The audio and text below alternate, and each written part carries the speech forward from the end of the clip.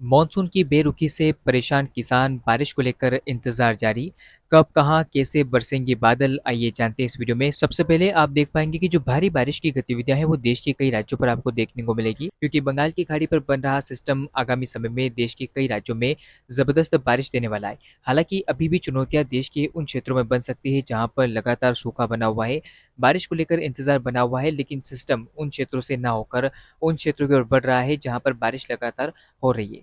फिलहाल बारिश को लेकर संभावनाएं आगे किस तरह की रहेगी, आइए इस वीडियो में चर्चा करते हैं। लेकिन वीडियो को शुरू करने से पहले आप सभी से निवेदन रहेगा कि आप अगर नए दर्शक हैं और आपने अभी तक इस वीडियो को लाइक नहीं किया, चैनल को सब्सक्राइब नहीं किया तो कर लीजिए, बेल नोटिफिकेशन को भी ऑन करें ताकि आपके पास मानसून मौसम और सिस्टम की तमाम जानकारी समय अनुसार आपके मोबाइल की स्क्रीन पर नोटिफिकेशन के माध्यम से पहुंच जाए। और आप सभी का बेहद ही अच्छा सपोर्ट और प्यार देखने को मिला, इसके लिए आपका बहुत बहुत धन्यवाद। और अब लगभग 17,000 से अधिक जो मित्र हैं वो जुड़ चुके हैं। आगे इस परिवार को बढ़ाने का कार्य आपका रहेगा, तो ऐसे में आप अपना पूरा सपोर्ट दिखाएं और चैनल को सपोर्ट करें। इसके अलावा पुनः आप सभी का आभार व्यक्त करता हूं और उम्मीद करूंगा कि आगे भी आप अपना इसी तरह का प्यार चैनल के ऊपर बनाए रखेंगे।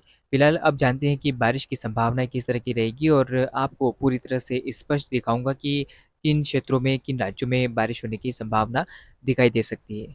तो चलिए अब जानते हैं कि मॉनसून देश के किन राज्यों पर मेहरबान होगा और जो सिस्टम आ रहा है वो किस दिशा में आगे बढ़ेगा।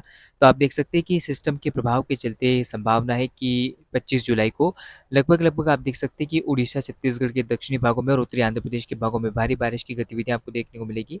और इस बीच आप देख पाएंगे कि 26 जुलाई के आसपास सिस्टम का प्रभाव जो है रात्रि के समय मध्य प्रदेश के दक्षिणी पश्चिमी जिलों में शुरू हो जाएगा। इसके साथ ही उत्तरी महाराष्ट्र के भागों में लगभग लगभग अधिकांश जगहों पर भारी बारिश होने की संभावना दिखाई दे रही है। आप देख सकते हैं कि किस तरह से जलगांव से लेकर आप देख सकते हैं कि अमरावती और साथ ही साथ नागपुर तक के क्षेत्र में मध्यम से भारी बारिश होने की संभावना नजर आ रही है।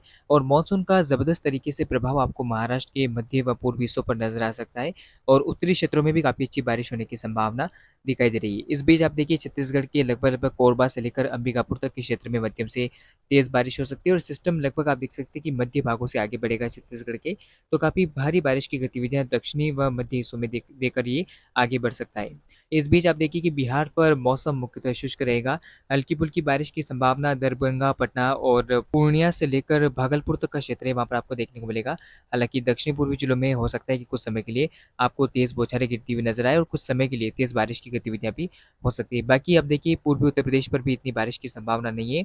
हो सकता है कि थोड़ी बहुत गतिविधियां मध्य प्रदेश से लगे हुए क्षेत्रों पर हो जाए, जिसमें इलाहाबाद से लेकर आसपास के क्षेत्रों में हो सकती है कि बारिश हो जाए। बाकी आप देखिए किस तरह से लगभग लगभग लखनऊ, कानपुर, प्रयागराज समेत आसपास के हिस्सों में मौसम शुष्क रहेगा, हल्के फुल्के बादल हो सकते हैं, ज़्यादा बारिश की संभावना 26 जुलाई को दिखाई नहीं दे रही है। चलिए तो अब बात करते हैं कि सिस्टम किस तरह से आगे बढ़ेगा।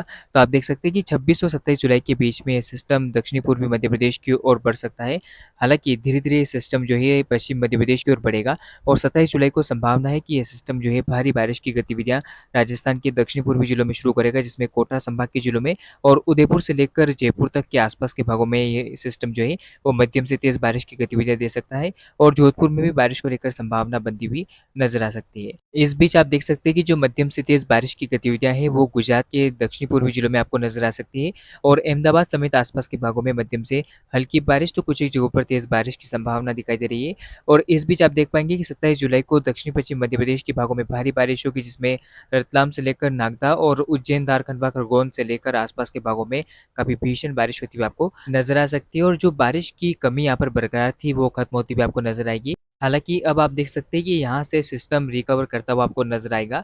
संभावना है कि 28 जुलाई के आसपास सिस्टम पश्चिमी मध्य प्रदेश के भागों में काफ़ी भीषण बारिश देगा, यानी कि नीमच, मंदसौर, रतलाम से लेकर राजस्थान की कोटा, भीलवाड़ा समेत आसपास के भागों में ये सिस्टम 28 और 27 के बीच में भीषण बारिश दे सकता है।